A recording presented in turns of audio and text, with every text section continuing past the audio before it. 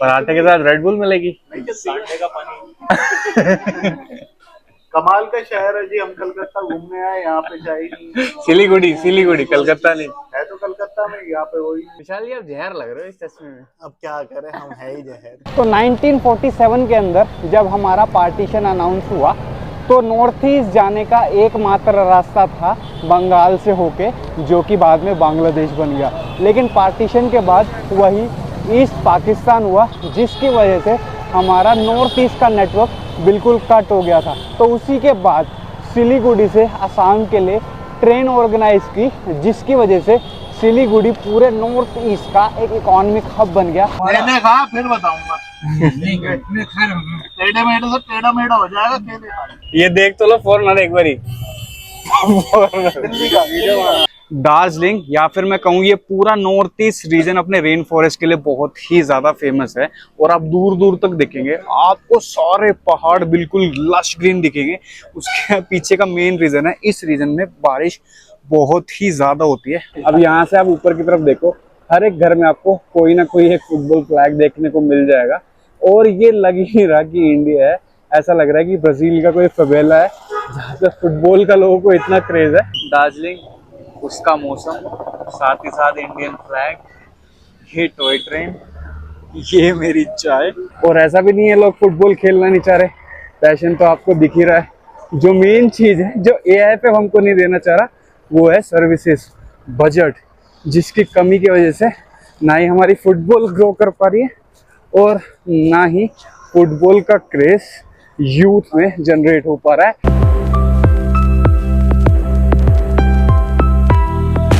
दोस्तों, स्वागत है आपका एक नई वीडियो के साथ। फिलहाल मैं हूं अभी वेस्ट बंगाल के एक बहुत ही छोटे से शहर सिलीगुड़ी के अंदर, जो कि आपको 3 कंट्री के बिल्कुल सेंटर के आसपास मिलने वाला है। आई होप आप लोग अच्छे होंगे, खुश होंगे, घर में अपने माँ बाप का ध्यान रख रहे होंगे और अपनी जिंदगी अच्छे से बिता रहे होंगे। फिलहाल मैं रुका हुआ हूँ एवरग्रीन होटल के अंदर और रात को मैं यहाँ पर आ गया था। मैंने एक रूम ले लिया था अपने 3 दोस्तों के साथ। अभी बहुत ज्यादा कुछ करने को है नहीं यहाँ पे, जल्दी से फ्रेशन अप हो गए हैं। सुबह सुबह का टाइम है, लगभग 8 बजे है और 8 बजे आज हम सीधा जाने वाले हैं एक बस स्टैंड की तरफ, जहां से हम एक शेयर्ड टैक्सी पकड़ेंगे जो कि हमें सीधा दार्जिलिंग ले जाने वाली है। वैसे आपने चिकन नेक कॉरिडोर के बारे में बहुत ही ज्यादा सुना होगा, तो सिलीगुड़ी आपको एग्जैक्ट चिकन नेक कॉरिडोर के ऊपर दिखेगी, जो कि नेपाल, भूटान और बांग्लादेश के बिल्कुल बीच में आपको देखने को मिलेगा शहर। और साथ ही साथ मैं आपके साथ अपना दिल्ली से सिलीगुड़ी तक का सफर का एक्सपीरियंस भी शेयर करने वाला हूँ, जो कि बहुत ही ज्यादा एक्साइटिंग और चैलेंजिंग था। हालांकि बहुत ही ज्यादा डिफिकल्टी आई, क्या था क्या नहीं वो अच्छी तरह बात करेंगे और आपको क्या गलती नहीं करनी है दिल्ली से सिलीगुड़ी आने के लिए। अब जल्दी से एक बारी रूम की तरफ चलते हैं और मैं आपको एक बारी रूम टूर भी दे देता हूँ। हालांकि रूम बहुत ही ज्यादा बेसिक्स है, बहुत ज्यादा कुछ करने को है नहीं रूम में, लेकिन फिर भी मैं आपको दिखा देता हूँ एक बारी रूम जो है बहुत ही ज्यादा बेसिक्स है। सबके बैग यहीं पे रखे हैं क्योंकि हम 15-20 मिनट में अभी निकलने वाले हैं। और ये रूम लगभग आपको 1000 रुपए के अंदर मिल जाएगा और 1000 रुपए एक नाइट 4 जनों के लिए बहुत ही डिसेंट है। तो आप यहाँ आके सिलीगुड़ी के अंदर स्टे कर सकते हैं एक रात और फिर अपने आगे का सफर अच्छे से बिता सकते हैं। भाई अब टाइम हो गया बहुत ही ज्यादा, जल्दी से अपना बैग उठा लेते हैं।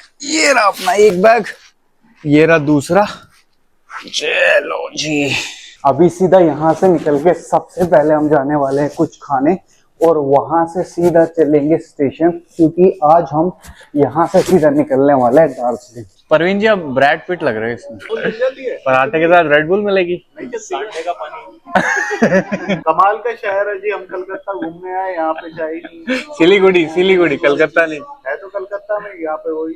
कैसे कलकत्ता में भाई? वेस्ट बंगाल में। कलकत्ता कहाँ है? वेस्ट बंगाल में।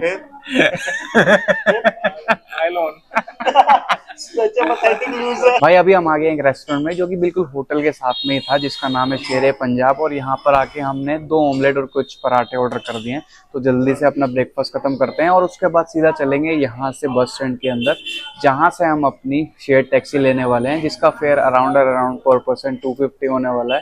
तो डिफिकल्टी सबसे बड़ी ये है कि सबसे पहले वहाँ पे जाना है और देखना है कि वो हमें कितनी जल्दी मिलने वाली है, क्योंकि हमारा सफर जो होगा वो 2.5 से 3 घंटे का होगा। अगर हमें शेयर टैक्सी टाइम पर नहीं मिलती है तो वो सफर ज्यादा बढ़ जाएगा, 1-1.5 घंटा टैक्सी अवेलेबल ना होने की वजह से। तो सबसे पहले अपना खाना फिनिश करते हैं, अपने आप को थोड़ी एनर्जी देते हैं और फिर साथ में चलेंगे हम अपने टैक्सी स्टैंड के लिए, जो कि हमें सीधा लेके जाएगी दार्जिलिंग के लिए। हमारा पहला स्टॉप दार्जिलिंग होने वाला है, हमारी सिक्किम और भूटान के इस सीरीज के अंदर। शायद आप हंस क्यों रहे आपने ऐसा क्या देख लिया है? वर्ड्स जो है वे अलग हो गए हैं। Oh my God.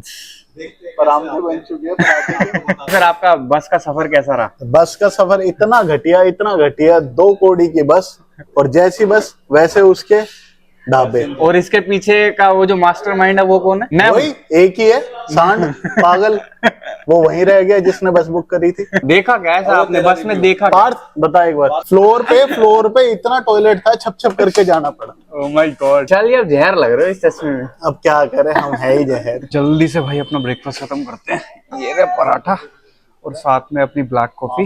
भाई ब्रेकफास्ट खत्म करके अब हम निकल गए स्टेशन की तरफ। और ब्रेकफास्ट करते करते एक चीज जो मुझे बहुत ज्यादा फील हुई कि यहाँ पर लोग ऑयल बहुत ही ज्यादा यूज कर रहे हैं। जब आप पराठे या ऑमलेट भी तोड़ रहे थे तो इतना ज्यादा ऑयल आ रहा था उंगलियों के ऊपर। अगर हम बात करें सिलीगुड़ी के हिस्ट्री के बारे में, सिलीगुड़ी इतनी बड़ी सिटी ना होने के बावजूद भी वेस्ट बंगाल की सेकंड मोस्ट इकोनॉमिक कैपिटल है। यहाँ पर लोग टिम्बर, टी और कॉफ़ी का बहुत ही ज़्यादा बिजनेस करते हैं, जो कि दार्जिलिंग और नॉर्थ ईस्ट के दूसरे स्टेटों से आती है और फिर सिलीगुड़ी में आने के बाद पूरे इंडिया के अंदर फैला दी जाती है। अगर हम बात करें सिलीगुड़ी की पॉपुलेशन के बारे में, तो सिलीगुड़ी की पॉपुलेशन 10 लाख के आसपास है। ऐसा क्यों है जो सिलीगुड़ी इतना बड़ा इकोनॉमिक हब बन गया नॉर्थ ईस्ट के पास में? तो 1947 के अंदर जब हमारा पार्टीशन अनाउंस हुआ तो नॉर्थ ईस्ट जाने का एकमात्र रास्ता था बंगाल से होके, जो कि बाद में बांग्लादेश बन गया। लेकिन पार्टीशन के बाद वही ईस्ट पाकिस्तान हुआ, जिसकी वजह से हमारा नॉर्थ ईस्ट का नेटवर्क बिल्कुल कट हो गया था। तो उसी के बाद सिलीगुड़ी से असम के लिए ट्रेन ऑर्गेनाइज की, जिसकी वजह से सिलीगुड़ी पूरे नॉर्थ ईस्ट का एक इकोनॉमिक हब बन गया और सारा ट्रेड सब कुछ यहीं से होने लगा। फिलहाल हम जो है वो जंक्शन या फिर बस स्टैंड जिसे हम कहते हैं वहाँ पे पहुँच गए सिलीगुड़ी के अंदर। और आपको इस तरह की सूमो टैक्सीज देखने को मिलेगी जो आपको शेयर 250 या 300 रुपये के अंदर सीधा दार्जिलिंग छोड़ने वाली है। हालांकि आप सीधा गैंगटॉक के लिए भी टैक्सी कर सकते हैं, जिनका प्राइस थोड़ा सा ज़्यादा होगा, या फिर आप अफोर्डेबल बस भी ले सकते हैं, जो कि यहाँ से 100 मीटर की वॉकिंग डिस्टेंस पे एक बस स्टैंड है जो आपको सीधा गैंगटॉक या फिर दार्जिलिंग भी लेके जा सकती है। हालांकि मैंने जो है टैक्सी कल रात को ही बुक कर ली थी। मैं यहाँ पर शाम को आ गया था और शाम को आने के बाद मैंने कल ही एक टैक्सी बुक कर ली थी, क्योंकि दिन में या रात में बहुत ज़्यादा कस्टमर नहीं होने की वजह से ये आपको थोड़ा वेरिएबल प्राइस भी दे सकते हैं। लेकिन जैसे जैसे दिन होता जाएगा, थोड़ा दिन बढ़ता जाएगा, तो प्राइस 250, 300, 350 तक भी पहुंच सकता है। अगर ये बस स्टैंड आपको नहीं मिल रहा है तो आप गोइंका बाजार या बस स्टैंड किसी भी रिक्शा वाले को या फिर किसी भी बस वाले को ये बोल के कि मुझे गोइंका बस स्टॉप जाना है, वो आपको यहाँ पर लाकर छोड़ देगा। बैग लोड करवा लेते हैं, जो कि बहुत ही ज़्यादा इम्पोर्टेंट है। मैंने कहा फिर बताऊंगा। टेढ़े मेढ़े से टेढ़ा मेढ़ा हो जाएगा, केले खा ले। ये देख तो लो फॉरनर एक बारी। दिल्ली का वीडियो बना।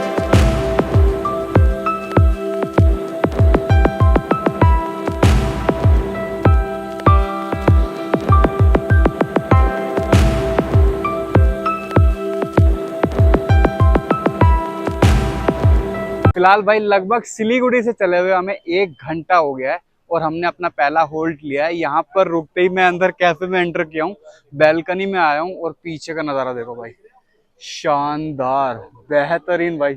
इधर की तरफ देखो, मौसम कितना ही तगड़ा हो गया है।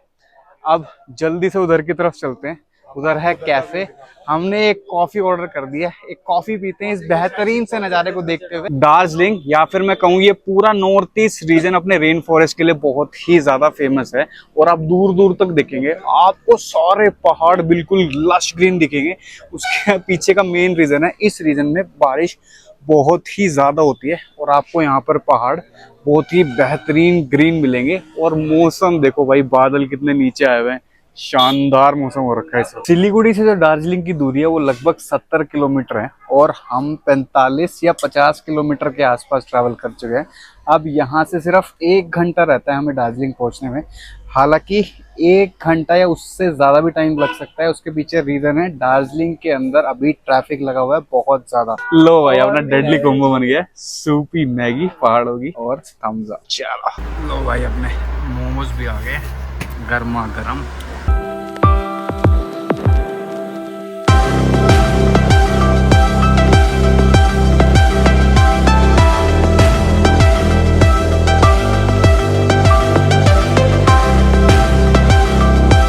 भाई ये टॉय ट्रेन देखो कितनी ज़्यादा बेहतरीन लग रही है। बस एक रीज़न टॉय ट्रेन नहीं लेने का वो था इसका टाइम, जो कि सिलीगुड़ी से दार्जिलिंग तक लेती है 7 घंटे, और ये सफ़र हमने कवर किया है सिर्फ 4 घंटे के अंदर। दो चीज़ जो सबसे ज़्यादा चैलेंजिंग रही दिल्ली से दार्जिलिंग पहुंचने के लिए, वो थी एक जो दिल्ली से हमने बस ली सिलीगुड़ी की, और दूसरा सिलीगुड़ी से दार्जिलिंग का ये ट्रैफिक।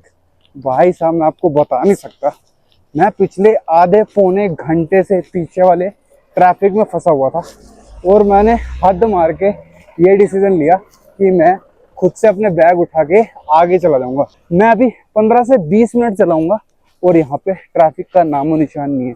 पीछे लोग आधे पौने घंटे से फंसे हुए, लेकिन कोई भी ये डिसीजन लेने को तैयार नहीं है कि वहां से अपने बैग उठाएं और अपने वॉक करते हुए होटल तक पहुंच जाए। हालांकि ऐसा नहीं है कि ट्रैफिक बिल्कुल अच्छी तरह खुल गया। अगर आप सामने की तरफ देखोगे तो वहां पर ट्रैफिक अभी भी लगा हुआ है, और ये धीरे धीरे पोर्शन के अंदर लगा हुआ है। अभी इस पोर्शन में ट्रैफिक नहीं है, लेकिन आगे जाके बिल्कुल फिर से पैक हो गया। अभी मैं टॉय ट्रेन की पटरी के ऊपर चल रहा हूँ लिटरली, और अभी मौसम भी खुल गया, धूप आ गई है। लेकिन एक चीज है, यहाँ पर धूप जो है वो बहुत ज्यादा चुभ नहीं रही है। फिलहाल दार्जिलिंग शहर आने में अभी भी 1 किलोमीटर बाकी है, तो थोड़ी बात दार्जिलिंग के बारे में भी बात कर लेते हैं। दार्जिलिंग शहर जो कि कभी सिक्किम की किंगडम का पार्ट हुआ करता था, जिसको बाद में नेपाल ने सिक्किम से इन्वेजन करके छीन लिया, और उसके बाद दार्जिलिंग के ऊपर काफी सारे साल तक नेपाल का राज रहा।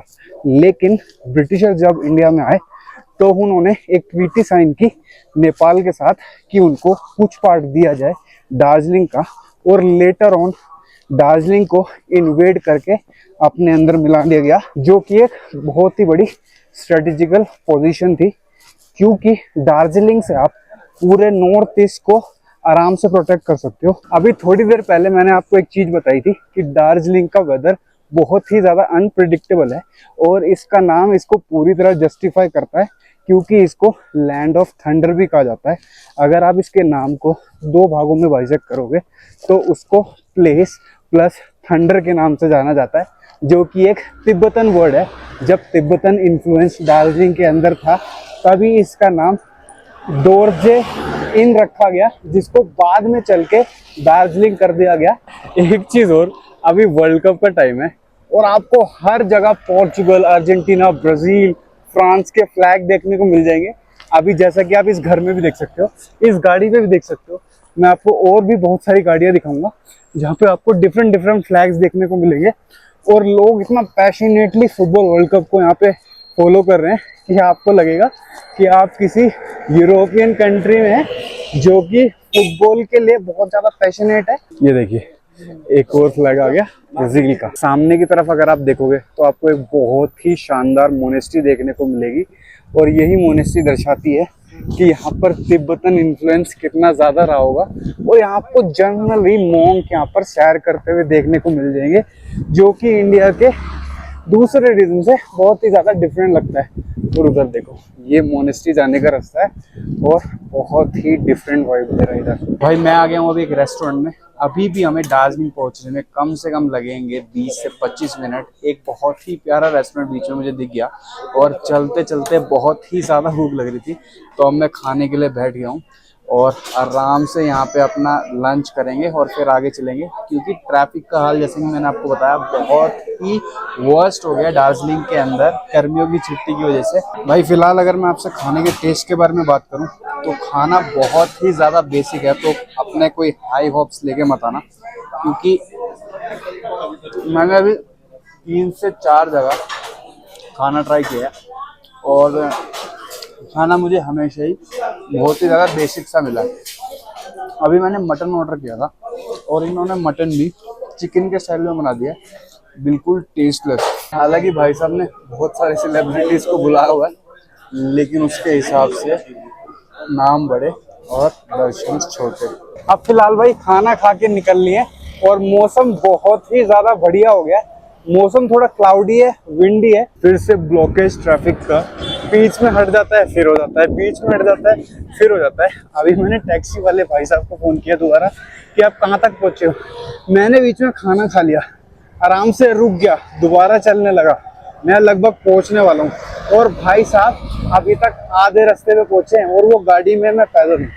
तो आप इस हिसाब से ट्रैफिक का हाल यहाँ पर देख सकते हैं कि इस वक्त सिलीगुड़ी से दार्जिलिंग आने वालों की कितनी भीड़ है। बच्ची देखो कितने प्यार से टॉय ट्रेन एंजॉय कर रही है पापा के साथ। अच्छा, आपको बड़े बड़े फुटबॉलिंग नेशन के फ्लैग यहाँ पे फैसिनेट तो जरूर करेंगे कि सारे यहाँ पे फुटबॉल के इतने बड़े फैन हैं और फुटबॉलिंग नेशन को यहाँ पर सपोर्ट भी कर रहे हैं, लेकिन इंडियन फुटबॉल से जुड़ा एक भी चीज आपको यहाँ पे देखने को नहीं मिलेगा। ना ही इंडियन फ्लैग है, ना ही इंडियन फुटबॉल AIFF का कोई भी निशान यहाँ पे आपको देखने को मिल रहा है। ऑल थैंक टू AIFF और कल्याण चौबे, जो आई थिंक इतना popular game football West Bengal और नॉर्थ ईस्ट में होने के बावजूद भी वो फुटबॉल को उस स्तर पर नहीं ले जा पा रहे हैं आई गेस।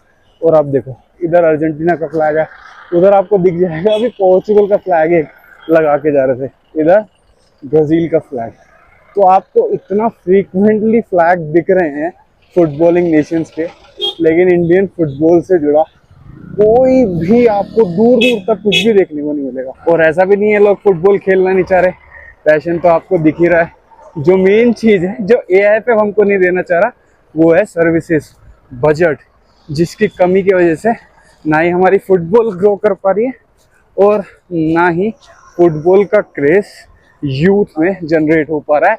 वो दूसरे स्टेट्स के अंदर, मैं ना ही वेस्ट बंगाल की बात कर रहा हूँ, ना ही मैं नॉर्थ ईस्ट की बात कर रहा हूँ, मैं दूसरे नॉर्थ इंडियन स्टेट्स के बारे में बात कर रहा हूँ जहाँ पर फुटबॉल इतना पॉपुलर नहीं है अमंग्स यंगस्टर्स, लेकिन उसके बावजूद भी फुटबॉल इसके लिए कोई भी स्टेप्स नहीं ले रहा है, ना ही कोई इम्पैक्ट क्रिएट कर रहा है। अब यहाँ से आप ऊपर की तरफ देखो, हर एक घर में आपको कोई ना कोई एक फुटबॉल फ्लैग देखने को मिल जाएगा और ये लग ही नहीं रहा कि इंडिया है, ऐसा लग रहा है कि ब्राजील का कोई फवेला है जहाँ पे फुटबॉल का लोगों को इतना क्रेज है। अगर कोई भाई फुटबॉल को फॉलो नहीं कर रहा है तो उनको इन सब चीज़ों से ज़्यादा फर्क नहीं पड़ेगा। मैंने फुटबॉल फॉलो किया था 2018 वाले वर्ल्ड कप से और उसी के बाद मेरा जो है फुटबॉल के अंदर इंटरेस्ट क्रिएट हुआ। उसके बाद रोनाल्डो तो था, वो मेरा फेवरेट प्लेयर बना और ऐसे करके मैंने अपने आप को इंडियन फुटबॉल के साथ भी इंट्रोड्यूस किया।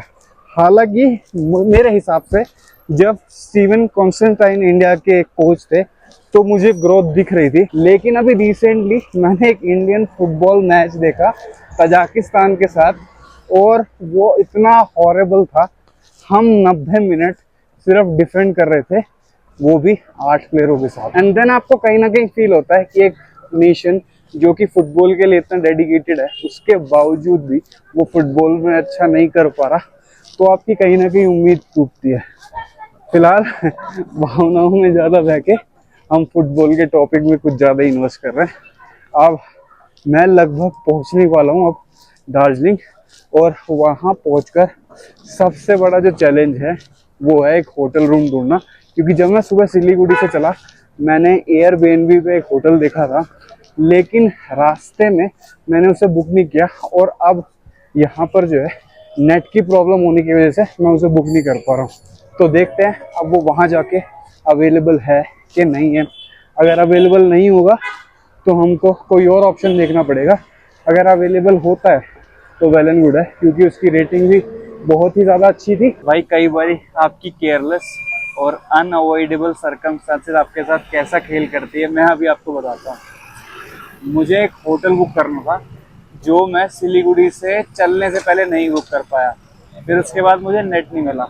अब पोजीशन ये है कि मैं यहाँ पे दार्जिलिंग के अंदर बैठा हूँ एक ट्रेन स्टेशन के सामने। हाँ जी परवीन जी, रूम ढूंढ रहे हैं लेकिन हमें मिल नहीं रहा रूम, तो हम अब यहाँ पे बैठे हैं।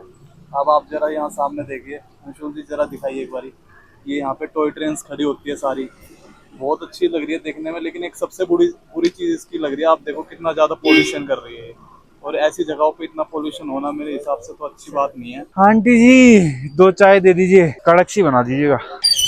ये लीजिए परवीन जी, दार्जिलिंग, उसका मौसम, साथ ही साथ इंडियन फ्लैग, ये टॉय ट्रेन, ये मेरी चाय। लो भाई चाय पी लिए, इंडियन प्रोटीन ड्रिंक। अब उठाते हैं बैग। जय श्री राम। चले प्रवीण जी, पी ली प्रोटीन ड्रिंक। मैं तो किसी को बोलूंगा नहीं दार्जिलिंग घूमने, डीजल की और अगर आओ ना, घूमना क्या होता है जहाँ फ्रेश एयर हो, अरे डीजल की स्मेल। अगर आओ ना तो डोल मंडी के पास। भाई फाइनली अभी मैं खड़ा हूँ अपने होम स्टे में, और इतनी मिन्नतों के बाद कम से कम भी 3-4 घंटे लगातार मेहनत करने के बाद अब एक होम स्टे मिला है जहाँ पे हम चारों रुकने वाले हैं। एक रूम के अलावा कोई रूम अवेलेबल ही नहीं था, तो हम चारों एक ही रूम में रुकने वाले हैं, और बहुत ही ज्यादा बेसिक सा भाई होम स्टे मिल गया है। ये नीचे मैं सोने वाला हूँ, यहाँ पे दोनों भाई, और बाहर तो अंदर वाले रूप में। कहीं जाने का मन नहीं कर रहा, लेट जाओ, देखते हैं भाई कहीं अगर मन करेगा तो चले जाएंगे माल रोड, और ना अपने यहीं लौटेंगे। अब एक चीज और जो मैं दिन भर में ही आपसे डिस्कस करना चाह रहा था, लेकिन दिन भर की जो फंस है उसके चक्कर में हम भूल गए वो चीज। तो दिल्ली से सिलीगुड़ी की हमारी बस थी, वो कैसी थी और उसका ओवरव्यू मैं आपको दे क्यों नहीं पाया। जब हम आनंद विहार टर्मिनल पे पहुंचे अपनी बस लेने के लिए, तो वो बस इतनी हॉरेबल थी, यानी कि हमने जैसे उस बस पे हाथ मारा तो लिटरली धुआं, धूल का गुबार हमारे फेस पर आ रहा था, तो जिसकी वजह से हमने सेवरल कंप्लेंट्स की। और एक चीज का जरूर ध्यान रखना, जब भी आप दिल्ली से सिलीगुड़ी की बस लेंगे तो या तो कोशिश करना कि आप फ्लेक्स बस से बुक करो या फिर जिंक बस से। अदरवाइज आपको मेक माई ट्रिप पे भी अभी बुक पे रेड बस पे सेम ही बस मिलेंगी, जिनका या तो रेटिंग 2.3 होगी या फिर उनकी रेटिंग 1 होगी। और रेटिंग के बिना बस बिल्कुल भी मत लेना, जो गलती मैंने की थी आप वो मत करना, because majority of the time हम बस बुक कर देते हैं। मेरे केस में मैं 2-2.5 स्टार की भी रेटिंग होती है कभी कभार, क्योंकि हम रिव्यूज कई बार खराब दे देते हैं, तो मैं बुक कर लेता हूँ। लेकिन इन दैट केस, क्योंकि ये बस जो है 3-4 स्टेट को क्रॉस करके जाने वाली है, और अगर आपने एक अच्छी बस नहीं ली तो आप बहुत ही ज़्यादा सफ़र करोगे। इनिशियली बहुत ही ज़्यादा डिफिकल्ट था मेरे लिए कि उस वक्त ये डिसीज़न लेना कि वहाँ पे बस में हम बैठें और सफ़र करें। उनसे मैंने बुलाया, हेल्पर को बुलाया, उसने साफ़ किया, उसने चादर वगैरह दी, लेकिन उसके बावजूद भी बस बहुत ही ज़्यादा गंदी थी। लेकिन इसके अलावा हमारे पास और कोई ऑप्शन नहीं था। हमारी जो ट्रेन थी वो कैंसिल हो गई थी और हमने सारी मेजरली बुकिंग कर ली थी, तो इसके अलावा कोई ज़्यादा ऑप्शन था नहीं। तो हमने सोचा कि इस ट्रिप को पोस्टपोन ना करके हम इसी बस में ट्रैवल करेंगे और आगे अपना सफ़र जारी रखेंगे। फिलहाल भाई अब बहुत ज़्यादा थक गए हैं। सिलीगुड़ी से यहाँ तक आने का सफ़र भी आपने देखा कि कितना हेक्टिक हो गया था, तो अब माल रोड नहीं जाएंगे और अब इस वीडियो को यहीं पर एंड करेंगे। सो आई होप आपको ये वीडियो अच्छी लगेगी, इन्फॉर्मेटिव लगी होगी, और ऐसे ही आप मुझे सपोर्ट करते रहेंगे। Bye bye, sayonara.